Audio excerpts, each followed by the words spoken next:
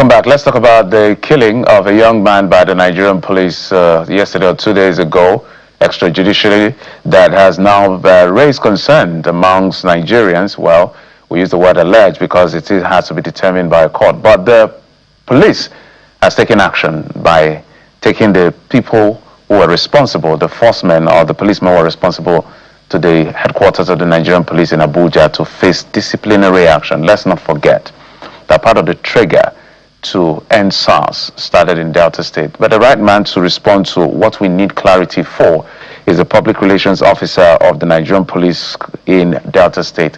That's the Delta State Police Command, Mr. Bright Odafe. Mr. Odafe, good to see you. Welcome to the program. Good morning. Thank you for having me this morning. Good morning once again. Good morning to our audience. Yeah, I don't envy you at all. The last time we had you, it was a very controversial issue around the Ozo issue. And now, yet again, a black spot in the work.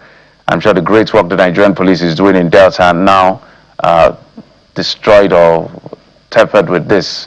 But let's talk about what exactly happened and maybe walk us through, because we saw the statement from the DCP, who is the first public relations officer.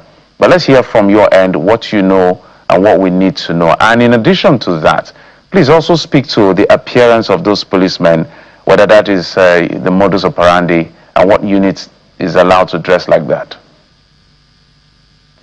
All right, I'll start with the issue at hand, which is a very sad issue. Since my 6 years of public relations, this is my most difficult moment, because having an incident that cannot be explained is very difficult. There is no explanation for this. That policeman, I just don't get what I would say was wrong with him.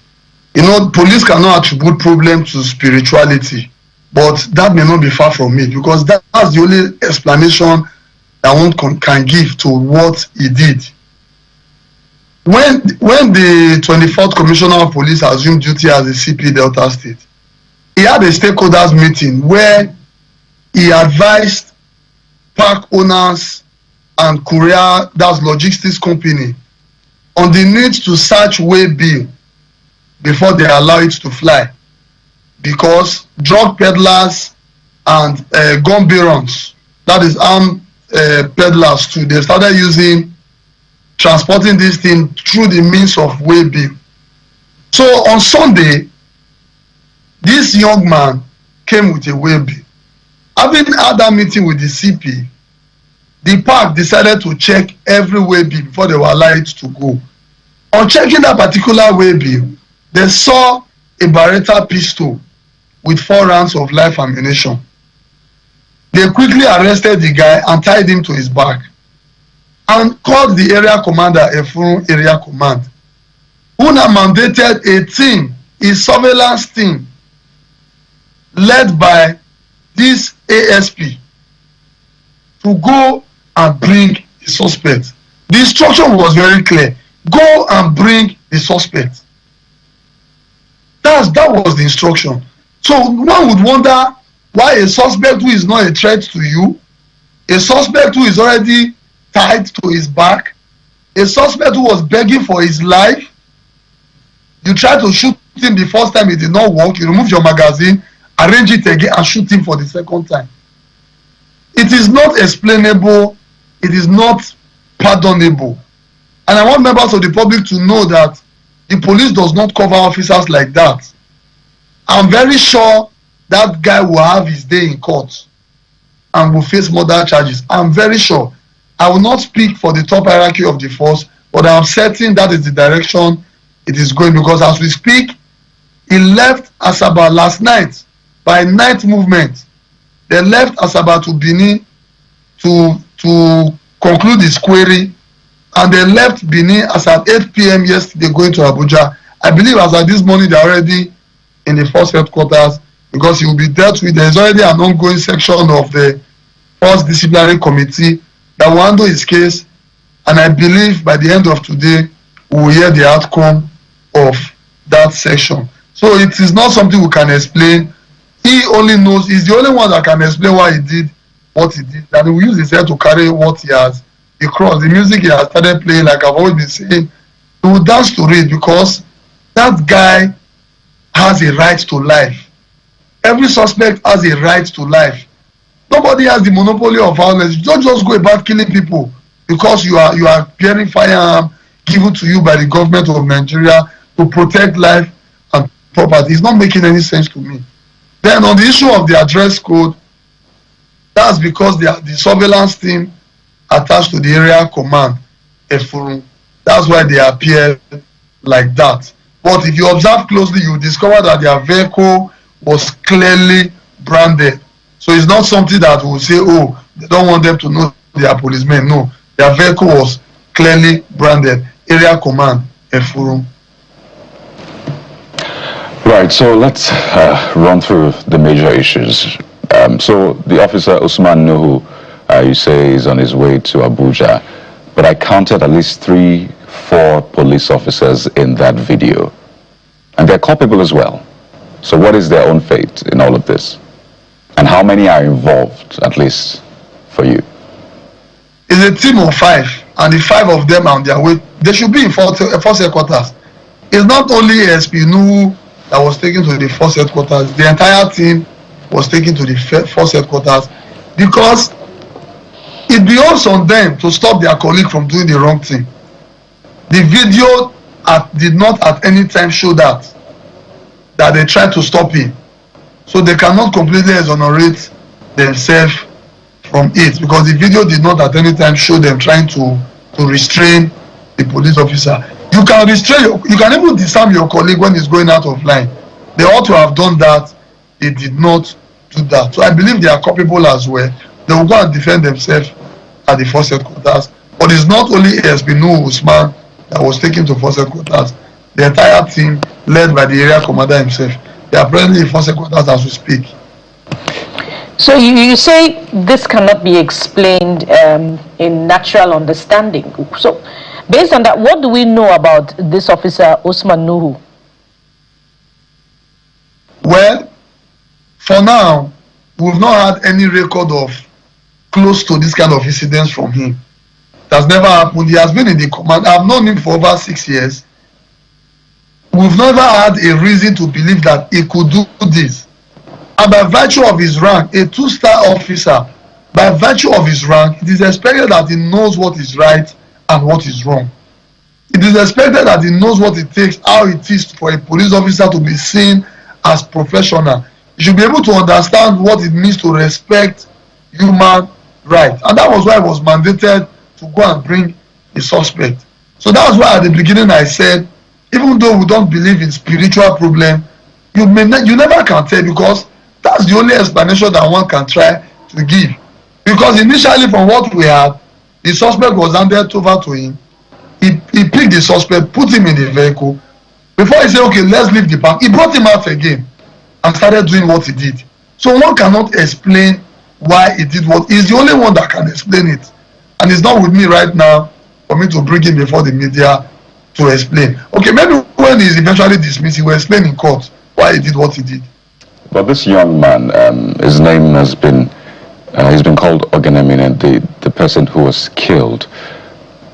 He was begging for his life. He kept saying, you know what, take me to Sapelaka. I will tell you. Whatever you need, I will tell you. I have never seen someone beg so passionately for life and cooperate in such manner. But we had the officer still shoot him, not once, twice, from that video we saw. And to a lot of Nigerians, it proves one thing, that the policeman, and perhaps others there, the other policemen, know something about that Beretta pistol that was way-built, and they didn't want him to spill any information. So while they must be punished for killing that man, I mean, to the very maximum sentence, we must also unravel what is behind that pistol that was way-built, because he kept saying, I would tell you. And it's only someone who is involved, someone who is guilty, that wants to kill a witness that is about to spill the details of that particular operation. Within the police cycle, if I tell you that we've not had that line of thought, then I'll be lying to you. Because we have been trying to ask ourselves, what are the possible reasons why the officer did this? But the what makes it difficult to want to believe that is the circumstances that led to his deployment there. It was the area commander who deployed him. That kind of coincidence, it will be very difficult to be coincidental, though not completely impossible. We have very good hands in the Nigerian police force, and they will not just dismiss him and take him to court. Investigation will be carried out. A lot of analysis will be done to know the real motive behind that shooting, and also to know who sent that young man to reveal that gun as well. And you know, this is not the first time. I've done videos where we recover gun, drugs, even cocaine that was passed away in a bulb through, and they were trying to reveal it to different parts of the country. So we will definitely unravel this one. It's not ending by just say, okay, dismiss. No, investigation will be carried out to understand why he did what he did, knowing that the suspect is already willing to give you the information that you need to arrest more suspects. He has to explain. Definitely, he must explain. I would also like to add that in my years of service, I have never seen this. Yes, from distance we hear stories, but I have never. And I can tell you that I have only been able to watch that video once. And that was because I was watching it through my commissioner of police phone. I couldn't say, oh God, I can't watch this. But subsequently, whenever I hear that boy begging, I usually block my ear, because I just hope, I keep hoping he will not shoot, even though it had already passed. It is that bad, because that's somebody's son. It could be my brother, it could be anybody, and that guy could be innocent, for goodness sake. It could be. It could just be an innocent person who was sent to go and reveal something, and nobody knows what, and he may not even know the content. So it's very sad. The police condemned this outrightly, and this incident happened on Sunday. Before the whole video started coming out, he was already on his way to Benin for the AIG to sign his query for him to go to force headquarters. So it's not something that the police intend to cover. The police has never covered such. One inspector that did something in the year 2023, he was dismissed, charged to court, and he was even sentenced to death. So one would wonder why policemen don't want to learn from the mistakes of others. It's very sad, and this guy will carry his cross. Yeah, I know, I'm very, very sure that he will face the worst penalty there is, because what he did is inhuman. He's not representing the police by any way with what he did. Mr. Dafe, I must commend you for the honesty, because it's difficult to defend what was caught on camera. But let's also talk about the recording. Was it done by a policeman, or it was who did the recording? Is also part of those who have been taken to Abuja?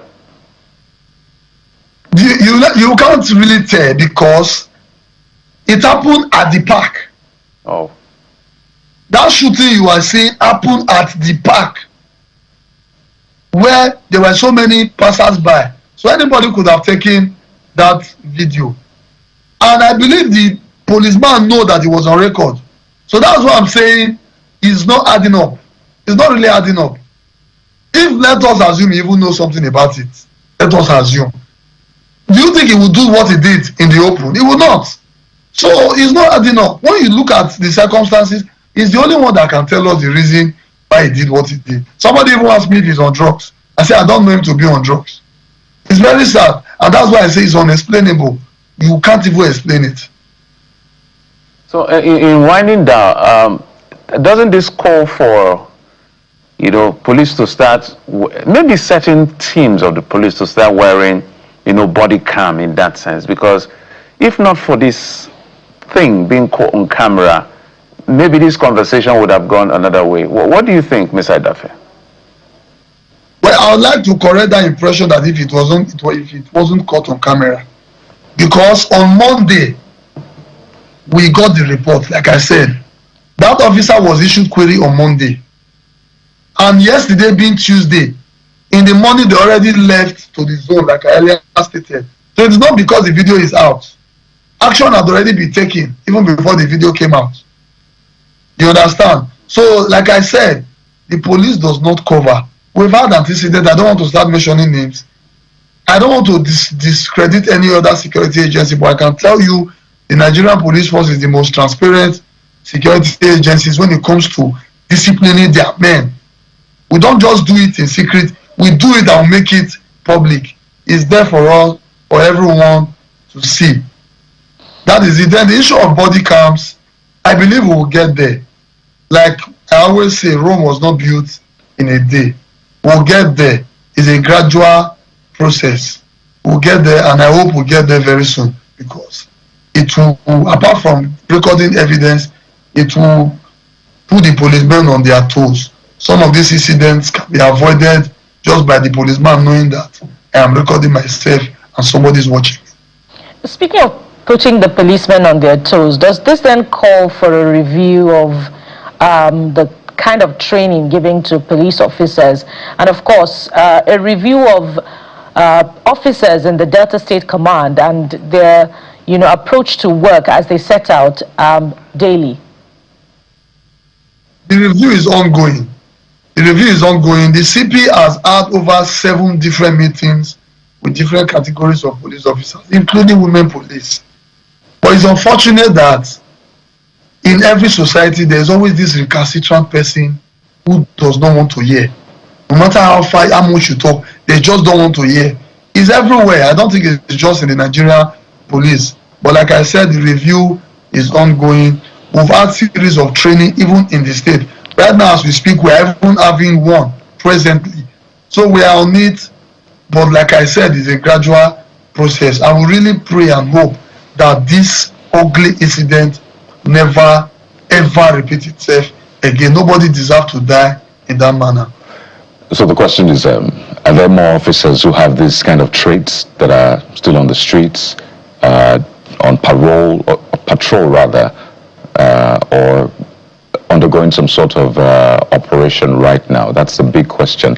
But I want to wind up with these 2 questions. On the one hand, that infamous saying of, I will shoot you and nothing will happen and nobody will hear. It's been trending yet again. And just in the midst of that, the video came out. And so people start wondering that, so some of these things they hear from some of the policemen they meet, that I will shoot you, I will buy you, as they say, and nothing will happen, may just be true. Thankfully, this is not going down that way.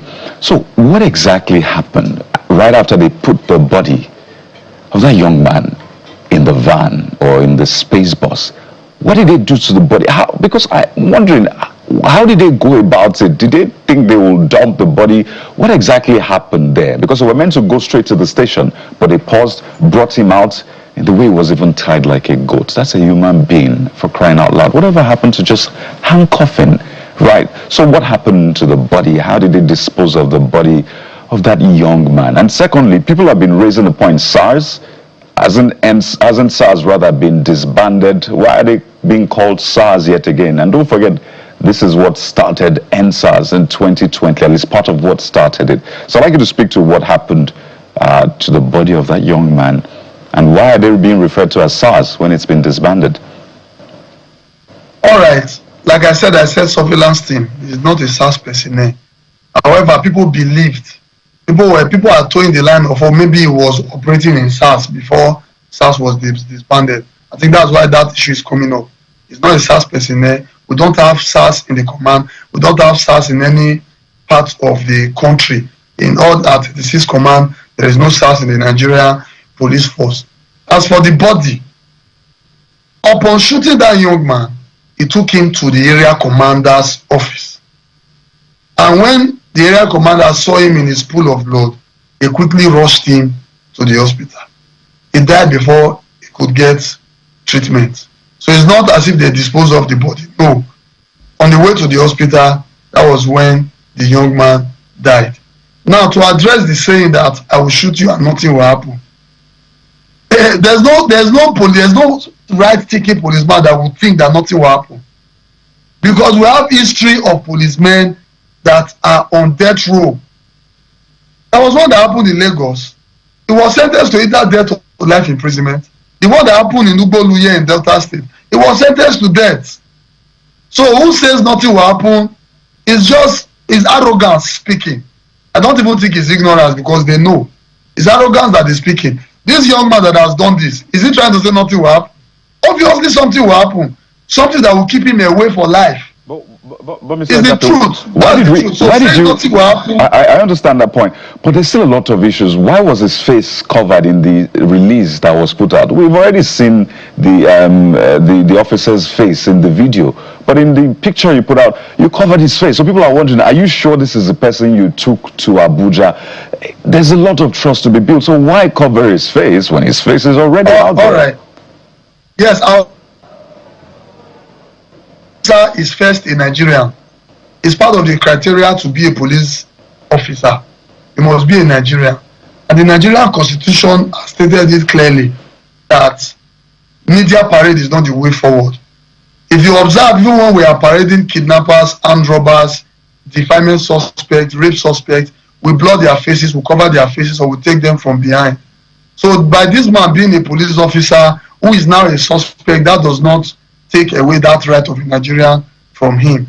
That was why we had to do that. Let it not look like, oh, why be saying I reach police store now, you decide to open it. Because it is the same rule that governs every Nigerian. But we've seen his face. We've all seen that face. And just to build trust and say, this is the same person we've taken to Abuja. Again, it happened right there. He shot him the first time. If I removed the magazine, pulled out a bullet, put it in the rifle and shot him again. So it's something we've seen just to build trust. While you are correct, I'm not saying you are not. If you ask me personal opinion, I may want to put his face out there. But I have rules of engagement that applies to all Nigerians. And I have to do that part. You know, the job, we don't operate on emotions or what people think. We have to follow the rule as it is written. His face is out there. When he gets to court, people want to go and see whether he's the one. Like I said, there is no reason to cover anybody. There is absolutely no reason to cover anybody. People know that he has been arrested and is on his way to force headquarters. When he gets to court, they will still see that he's the one. That's just the truth. But covering his face is because I have to follow the laid down procedure on public relations. Mr. Bryce Dedafe, thank you for your honesty. Thank you for the work the police is doing, because we have a lot of other policemen who are doing great work. This is just a poor, bad representation of the Nigerian police that will have his day in court and will face ultimate justice. Bryce Dedafe is the Public Relations Officer of the Delta State Police Command. Thank you. We appreciate it. Thank you for having me. I'm grateful.